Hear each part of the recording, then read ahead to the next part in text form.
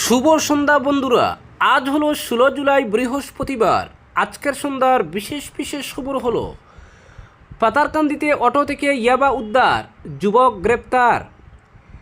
ইসরো থেকে 100 বিজ্ঞানীর পদত্যাগ, নড়ে চড়ে বসল কেন্দ্রীয় সরকার। চিকিৎসক স্বামীকে খুন, ছেলেকে ছুরিকাঘাত, রক্তস্নাত করেই ফোনে ব্যস্ত স্ত্রী। হরমুজ প্রণালীতে আর মৃত্যু নয়, বাড়বে ভারতীয় নাবিকদের নিরাপত্তা, বড় পদক্ষেপ কেন্দ্রের। নিলামবাজারের কেউটকুনা পিএনবি সিএসপি সেন্টারে দুঃসাহসিক ডাকাতি। 23 বছর পর ইরাক থেকে সম্পূর্ণভাবে মার্কিন সেনা প্রত্যাহারের ঘোষণা আমেরিকার। 30 সেপ্টেম্বরের মধ্যে সমস্ত সেনাকে ফিরিয়ে নেওয়া হবে। বুকে হাত দেওয়া দর্শনের চেষ্টা নয়, পাটনা হাইকোর্টের রায়ে ক্ষুব্ধ সুপ্রিম কোর্ট। সব আদালতের জন্য জারি হলো নতুন নির্দেশিকা। রুশ তেল কিনলেই 100% শুল্কের প্রস্তাব, মার্কিন সেনেটে নয়া বিল। চালান নেই, দুদিনে 5টি পাথরবাহী ট্রাক বাজেয়াপ্ত লক্ষ্মীপুর বন বিভাগের। 5 মাসেও শেষ হয়নি আলিপুরের বেইলি ব্রিজের কাজ, খুবই ফুসছে মানুষ। চরম দুর্ভোগের শিকার নদীর দুই পারের জনগণ। এবং সর্বশেষ খবরটি হলো, এখনই অরুণোদয়ের টাকার পরিমাণ বাড়ছে না, বললেন মন্ত্রী জয়ন্তমল্ল বড়ুয়া। এবারে শুনুন বিস্তারিত খবর। বিধানসভা নির্বাচনের সময় বিজেপি প্রতিশ্রুতি দিয়েছিল যে পুনরায় তাদের সরকার গঠন হলে দরিদ্র পরিবারকে দেওয়া অরুণোদয় প্রকল্পের টাকার পরিমাণ 1250 টাকা থেকে বাড়িয়ে 3000 টাকা করা হবে। মুখ্যমন্ত্রী হিমন্ত বিশ্ব শর্মার এই ঘোষণায় এই প্রকল্পের সুবিধাপ্রাপকরা খুশি হয়ে পড়েছিলেন। কিন্তু অরুণোদয় প্রকল্পের টাকার পরিমাণ 3000 টাকা করার এখনই সরকারের কোনো পরিকল্পনা নেই বলে বিধানসভায় ঘোষণা করেন অর্থমন্ত্রী জয়ন্তমল্ল বড়ুয়া। বিধায়ক রমাকান্ত দেউরির এক প্রশ্নের জবাবে মন্ত্রী জয়ন্তমল্ল বড়ুয়া বলেন, অরুণোদয় প্রকল্পের টাকার পরিমাণ বৃদ্ধির বিষয়টি সরকারের বার্ষিক পুঁজির অবস্থান ও প্রকল্পের পরিসর বৃদ্ধির প্রতি লক্ষ্য করে পর্যালোচনা করা হবে। উল্লেখ্য, অরুণোদয় প্রকল্পের সুবিধাপ্রাপকের সংখ্যা প্রথমে ছিল 25 লক্ষ, পরবর্তীকালে তা 27 লক্ষ করা হয়েছিল। বর্তমানে রাজ্যে 39 লক্ষ অরুণোদয়ের সুবিধাপ্রাপক রয়েছেন। পরবর্তী খবরটি হলো, যৌন হেনস্থা সংক্রান্ত মামলায় বিচারিক সংবেদনশীলতা নিয়ে কড়া বার্তা দিল সুপ্রিম কোর্ট। কোনো মহিলার সেলোয়ার খোলার চেষ্টা এবং স্তনে হাত দেওয়াকে দর্শনের চেষ্টা নয় বলে পাটনা হাইকোর্টের পর্যবেক্ষণ নিয়ে শীর্ষ আদালত তীব্র অসন্তোষ প্রকাশ করেছে। একই সঙ্গে দেশের সব আদালতকে যৌন অপরাধ সংক্রান্ত মামলায় নির্ধারিত নির্দেশিকা কঠোরভাবে মেনে চলার নির্দেশ দিয়েছে সর্বোচ্চ আদালত। প্রধান বিচারপতি সূর্যকান্ত, বিচারপতি জয়মাল্য বাগচি এবং বিচারপতি বি মোহনার বেঞ্চ যৌন হেনস্থা সংক্রান্ত মামলায় বিচার ব্যবস্থার দৃষ্টিভঙ্গি নিয়ে স্বতঃপ্রণোদিত মামলার শুনানি করে। শুনানির সময় প্রবীণ আইনজীবী শুভা গুপ্তা পাটনা হাইকোর্টের সাম্প্রতিক একটি রায়ের বিষয়টি আদালতের নজরে আনেন। ওই রায়ে বলা হয়েছিল, কোনো মহিলার সেলোয়ার খোলা এবং স্তনে হাত দেওয়ার ঘটনা মাত্রেই তাকে ধর্ষণের চেষ্টা বলা যায় না।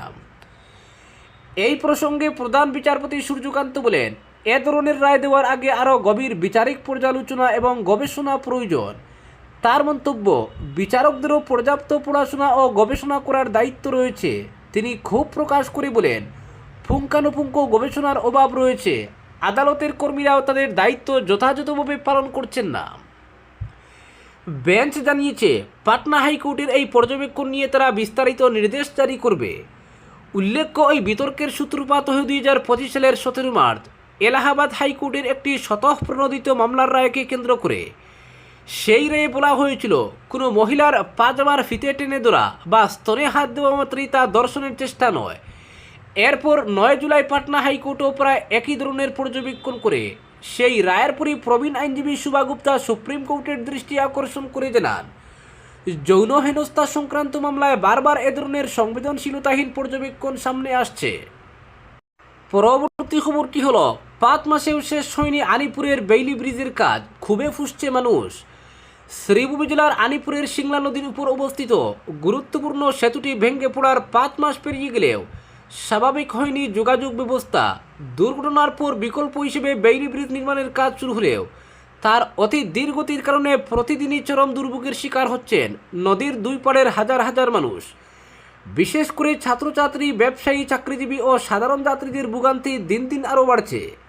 সেতু ভেঙে পড়ার পরদিনই ঘটনাস্থল পরিদর্শনে এসে রাজ্যের ক্যাবিনেট মন্ত্রী কৃষ্ণেন্দু পাল ঘোষণা করেছিলেন জনসাধারণের স্বার্থে 1 মাসের মধ্যেই একটি বিকল্প বেইলি ব্রিজ নির্মাণ করে যান চলাচল স্বাভাবিক করা হবে। কিন্তু সেই ঘোষণার 5 মাস অতিক্রান্ত হলেও প্রতিশ্রুতি বাস্তবায়নের কোনো লক্ষণ দেখা যায়নি। এলাকাবাসীর অভিযোগ, কাজের গতি অত্যন্ত মন্থর এবং বর্তমান পরিস্থিতিতে কবে ব্রিজ চালু হবে তা নিয়ে অনিশ্চয়তা তৈরি হয়েছে। দীর্ঘদিন ধরে যোগাযোগ বিচ্ছিন্ন থাকায় সবচেয়ে বেশি সমস্যায় পড়েছে এলাকার ছাত্রছাত্রীরা। নদীর দুই পাড়ে একাধিক স্কুল, কলেজ ও শিক্ষা প্রতিষ্ঠান থাকায় প্রতিদিন অতিরিক্ত পথ করে গন্তব্যে পৌঁছাতে হচ্ছে তাদের। এতে যেমন সময় নষ্ট হচ্ছে, তেমনি যাতায়াত খরচও বেড়ে গেছে কয়েক গুণ। বর্ষা মৌসুম শুরু হওয়ায় বিকল্প পথ ব্যবহার করাও অত্যন্ত ঝুঁকিপূর্ণ হয়ে উঠেছে। অনেক শিক্ষার্থী নিয়মিত ক্লাসে উপস্থিত হতে পারছেন না, ফলে তাদের পড়াশোনায়ও বিরূপ প্রভাব পড়ছে। অন্যদিকে আনিপুর বাজারের ব্যবসা বাণিজ্যে এর নেতিবাচক প্রভাব স্পষ্ট। ভারী ও মাঝারি যানবাহন চলাচল বন্ধ থাকায় নিত্য প্রয়োজনীয় পণ্য পরিবহনের খরচ উল্লেখযোগ্যভাবে বেড়ে গেছে। এতে একদিকে যেমন ব্যবসায়ীদের অতিরিক্ত ব্যয় বহন করতে হচ্ছে, অন্যদিকে সাধারণ ক্রেতাদেরও বেশি দামে পণ্য কিনতে হচ্ছে। ছোট ও মাঝারি ব্যবসায়ীদের অনেকেই আর্থিক ক্ষতির মুখে পড়েছেন বলে জানিয়েছেন। পরবর্তী খবরটি হল, ইসরো থেকে 100 বিজ্ঞানীর পদত্যাগ, নড়েচড়ে বসল কেন্দ্রীয় সরকার। সম্ভবত চলতি বছরের শেষে কিংবা নতুন বছরের শুরুতেই ইসরোর গগনযান উৎক্ষেপণ হতে চলেছে। মহাকাশে 4 ভারতীয় নভোচার পাঠানোর এই অভিযান ঘিরে প্রস্তুতি যখন তুঙ্গে, সেই সময় গণ ইস্তফা ভারতের মহাকাশ গবেষণা সংস্থায়। গত কয়েক মাসে ইসরো থেকে অন্তত 100 জন বিজ্ঞানী ইস্তফা দিয়েছেন। এই পরিস্থিতিতে নড়েচড়ে বসল কেন্দ্রীয় সরকার। গত 14 জুলাই কেন্দ্রীয় মহাকাশ বিভাগ একটি নির্দেশিকা জারি করেছে। তাতে স্পষ্ট বলে দেওয়া হয়েছে, গগনযানের মতো গুরুত্বপূর্ণ অভিযান বা জাতীয় নিরাপত্তার সঙ্গে জড়িত কোনো প্রকল্পে যুক্ত থাকা প্রথম সারির কোনো বিজ্ঞানী ইস্তফা করতে চাইলে বা স্বেচ্ছাবসর নিতে চাইলে তা সাধারণ রুটিন প্রশাসনিক কাজ হিসেবে দেখা হবে না। এতদিন ইসরোর বিভিন্ন সেন্টারের ডিরেক্টররাই বিজ্ঞানীদের ইস্তফা গ্রহণ করতে পারতেন। নয়া নির্দেশিকা তাদের সেই ক্ষমতা কেড়ে নেওয়া হয়েছে। এবার থেকে কোনো বিজ্ঞানী ইস্তফা দিতে চাইলে এ বিষয়ে সরাসরি সিদ্ধান্ত নেবে কেন্দ্রীয় মহাকাশ বিভাগ। যদিও কেন ইস্তফার হিড়িক তা নিয়ে অবশ্য আনুষ্ঠানিকভাবে কিছু জানায়নি ইসরো বা কেন্দ্রীয় সরকার। তবে বিশেষজ্ঞদের একাংশের মত, ভারতের মহাকাশ গবেষণায় নতুন নতুন বেসরকারি সংস্থা প্রবেশ করছে। তারাই ইসরোর বিজ্ঞানীদের অনেক বেশি টাকার চাকরি, পদোন্নতি এবং স্বাধীনতা দিতে চাইছে। সম্ভবত এসবেই প্রলুব্ধ হয়ে ইসরো ছাড়ছেন বড় বড় বিজ্ঞানীরা। অনেকের মতো এতে গগনযানের মতো অভিযান পিছিয়ে যেতে পারে, এই আশঙ্কা থেকে এবার হস্তক্ষেপ করল কেন্দ্র। পরবর্তী খবরটি হলো, মাদকের বিরুদ্ধে ধারাবাহিক অভিযানে ফের বড় সাফল্য পেল পাতারকান্দি পুলিশ। ভারত বাংলাদেশ সীমান্ত ঘেঁষা পাতারকান্দি থানার লক্ষ্মীপুর এলাকায় গোপন সূত্রে প্রাপ্ত তথ্যের ভিত্তিতে পরিচালিত বিশেষ অভিযানে একটি অটো থেকে 5800টি সন্দেহভাজন ইয়াবা ট্যাবলেট উদ্ধার করা হয়েছে। এ ঘটনায় পাতারকান্দির বাংলাটিলা গ্রামের বাসিন্দা আফসার আলমকে গ্রেপ্তার করেছে পুলিশ। পুলিশ সূত্রে জানা গেছে, বুধবার বিকেলে একটি অটোয় বিপুল পরিমাণ মাদক পাচারের চেষ্টা চলছে খবর পাওয়ার পরই পাতারকান্দি থানার একটি বিশেষত লক্ষ্মীপুর জিপি অফিস সংলগ্ন এলাকায় নজরদারি শুরু করে কিছুক্ষণ পর AS10BC 2312 নম্বরের একটি অটোরিকশাকে সন্দেহজনকভাবে চলাচল করতে দেখে থামিয়ে তল্লাশি চালানো হয়। তল্লাশিতে গাড়ির ভেতর থেকে 5800টি সন্দেহভাজন ইয়াবা ট্যাবলেট উদ্ধার হয়। উদ্ধার হওয়া ট্যাবলেটগুলির রাসায়নিক পরীক্ষার জন্য ফরেনসিক পরীক্ষাগারে পাঠানোর প্রস্তুতি চলছে। অভিযানের সময় স্বাধীন সাক্ষীদের উপস্থিতিতে উদ্ধার হওয়া ইয়াবা ট্যাবলেট, ব্যবহৃত অটো এবং একটি মোবাইল ফোন আইনানুগভাবে বাজেয়াপ্ত করা হয়েছে। গ্রেপ্তার হওয়া যুবক আফসার আলম পাতারকান্দি থানার বাংলাটিলা গ্রামের বাসিন্দা। পরবর্তী খবরটি হলো, চিকিৎসক স্বামীকে খুন, ছেলেকে ছুরিকাঘাত, রক্তস্নাত করেই ফোনে ব্যস্ত স্ত্রী। ঘরের ভিতরে পড়ে নিতর স্বামীর দেহ, পাশেই মৃত্যু যন্ত্রণায় ছটফট করছে 8 বছরের শিশুপুত্র, রক্তে ভেসে যাচ্ছে মেঝে। এমন বিভীষিকাময় দৃশ্যের মাঝেও যেন কোনো কিছুই ঘটেনি। বিছানায় শুয়ে অতি স্বাভাবিক ভঙ্গিতে স্মার্টফোনের পর্দায় আঙ্গুল বুলিয়ে চলেছেন স্ত্রী। কর্ণাটকের ধারওয়াড়ে এক চিকিৎসকের পরিবারে ঘটে যাওয়া এই নৃশংস ঘটনাটি যেন কোনো থ্রিলার সিনেমার চিত্রনাট্যকেও হার মানায়। বুধবার স্থানীয়দের কাছ থেকে খবর পেয়ে পুলিশ যখন ওই ফ্ল্যাটের দরজা ভেঙে ভিতরে ঢুকে, তখন তাদের সামনে উঠে আসে এক লোমহর্ষক দৃশ্য। পেশায় চিকিৎসক ডক্টর কিরণ হুন্নাবারের নিতর দেহের পাশে রক্তাক্ত অবস্থায় পড়েছিল তার শিশুপুত্র। ঘটনাস্থলে উপস্থিত পুলিশ কমিশনার এন শশীকুমার কোনো মতে নিজের বিস্ময়ে চেপে দ্রুত আহত শিশুটিকে উদ্ধার করে হাসপাতালে পাঠানোর ব্যবস্থা করেন। শিশুটি বর্তমানে চিকিৎসাধীন। তদন্তকারীদের বয়ান অনুযায়ী মঙ্গলবার রাত থেকেই ডক্টর কিরণের আত্মীয় ও বন্ধুরা তার সঙ্গে যোগাযোগের চেষ্টা করছিলেন।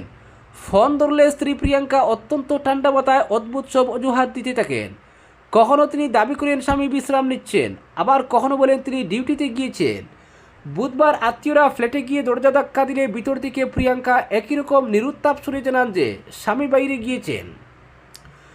সন্দেহের বশে স্থানীয়দের সাহায্যে দরজা খুলতেই বেরিয়ে আসে এই নিষ্ঠুর সত্য।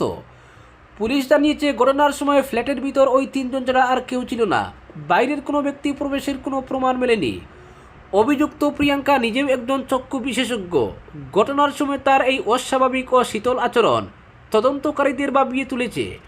ঠিক কী কারণে নিজের পরিবারকে এমন চরম পরিণতির দিকে ঠেলে দিলেন তিনি, তা জানতে এখন চলছে গভীর তদন্ত।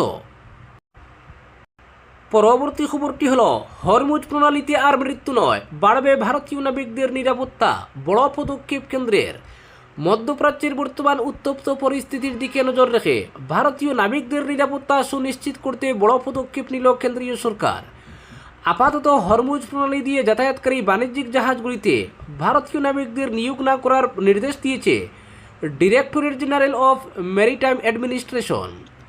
সংস্থাটির তরফে জারি করা সাম্প্রতিক সার্কুলার অনুযায়ী জাহাজ মালিক, অপারেটর এবং রিক্রুটমেন্ট ও প্লেসমেন্ট কোম্পানিগুলিকে পরবর্তী নির্দেশ না আসা পর্যন্ত এই রুটে ভারতীয় কর্মীদের মোতায়েন থেকে বিরত থাকতে বলা হয়েছে। পারস্য উপসাগরীয় এলাকায় ক্রমবর্ধমান নিরাপত্তা ঝুঁকি এবং পরিস্থিতির অস্থিরতার কথা মাথায় রেখেই প্রশাসন এই কড়া সিদ্ধান্ত নিয়েছে। নিয়োগ স্থগিতের পাশাপাশি সমুদ্রে ভারতীয় নাবিকদের নিরাপত্তা নিশ্চিত করতে একাধিক সতর্কতামূলক ব্যবস্থা নেওয়ার কথাও জানানো হয়েছে। কর্তৃপক্ষের নির্দেশ অনুযায়ী পারস্য উপসাগর ও হরমুজ প্রণালীতে জাহাজ চলাচলের সময় সর্বোচ্চ সতর্কতা অবলম্বন করতে হবে এবং আন্তর্জাতিক শিপ ও পোর্ট ফ্যাসিলিটি সিকিউরিটি বা ISPS কোড কঠোরভাবে পালন করতে হবে। এছাড়া নাবিকদের নিয়মিত নেভিগেশনাল ওয়ার্নিং এবং নিরাপত্তা সংক্রান্ত অ্যাডভাইসরি অনুসরণ করার পরামর্শ দেওয়া হয়েছে। কোনো ধরনের জরুরি পরিস্থিতিতে অবিলম্বে information fusion centre, Indian ocean region এবং ডিজি কমিউনিকেশন সেন্টারের সঙ্গে যোগাযোগ স্থাপনের জন্য নির্দেশ দেওয়া হয়েছে। পরবর্তী খবরটি হলো, এবার দল ছাড়লেন কুয়েল মল্লিক, সঙ্গে রাজ্যসভার সদস্যপদ। আজ বৃহস্পতিবার দিল্লিতে গিয়ে উপরাষ্ট্রপতি তথা রাজ্যসভার চেয়ারম্যান CP রাধাকৃষ্ণনের কাছে ইস্তফাপত্র জমা দেন তিনি। এরপরই কুয়েল দেখা করেন কেন্দ্রীয় মন্ত্রী ভূপেন্দ্র যাদবের সঙ্গে, যিনি পশ্চিমবঙ্গের দায়িত্বপ্রাপ্ত বিজেপি নেতা, যার ফলে বাড়ছে জল্পনা। তবে কি সুখেন্দু শেখর রায়, সুস্মিতা দেব এবং প্রকাশ চিক পরাইকের পর কুয়েল যোগ দিতে চলেছেন বিজেপিতে? সেই প্রশ্ন উঠছে। সূত্রের খবর, দিন 15 আগে ইমেইলে রাজ্যসভার সদস্যপদ থেকে পদত্যাগপত্র দিয়েছিলেন কুয়েল, কিন্তু নিয়ম অনুসারে ইস্তফা দেওয়ার জন্য সাংসদকে সশরীরে উপস্থিত হয়ে চেয়ারম্যানের কাছে হাজিরা দিতে হয় কয়েকটি প্রশ্নের উত্তর। স্বাভাবিকভাবে কুয়েলের সেই পদত্যাগপত্র খারিজ হয়ে গিয়েছিল। আজ বৃহস্পতিবার রথযাত্রার সকালে তিনি রাজ্যসভার চেয়ারম্যানের হাতে ইস্তফাপত্র তুলে দেন। চলতি বছরের গোড়ার দিকে আনুষ্ঠানিকভাবে তৃণমূলে যোগ দেন কুয়েল। এরপরে তাকে রাজ্যসভায় প্রার্থী করেন মমতা বন্দ্যোপাধ্যায়। গত 6 এপ্রিল সংসদের উচ্চকক্ষের সদস্য হিসেবে শপথ নেন অভিনেত্রী, কিন্তু 4 মের পরে বঙ্গ রাজনীতিতে নয়া মোড় এসেছে। বর্তমানে 2 শিবিরে বিভক্ত সদ্য প্রাক্তন শাসক দল তৃণমূল। দিন যত যাচ্ছে ততই মমতা বন্দ্যোপাধ্যায়কে ছেড়ে ঋতব্রত শিবিরে নাম লেখানো ঘাসফুলের নেতার সংখ্যা বাড়ছে। আজকের বিশেষ সংবাদ এখানেই সমাপ্ত।